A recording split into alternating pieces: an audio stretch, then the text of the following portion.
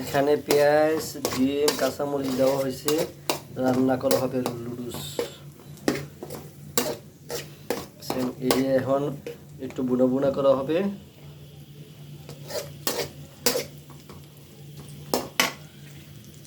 তারপরে লুডুস দেবো এখানে।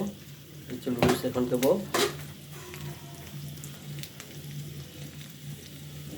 এই যে লুডুস দেওয়া হচ্ছে, কত সুন্দর, সেই স্বাদ হবে, সেই মজা হবে। একটা ম্যাগি মশলা দেওয়া হয়েছে, 2টা ম্যাগি মশলা দিচ্ছি যাতে একটু মজাটা ভালো হয়, সুন্দর হয়। এইভাবে ভাইয়ারা লুডুস বানাবেন নিজের ঘরে, নিজে হাতে বানাবেন, দেখবেন যে অনেক মজা হবে, অনেক স্বাদ হবে, অসাধারণ অসাধারণ মজা হবে। দেখছেন কত সুন্দর।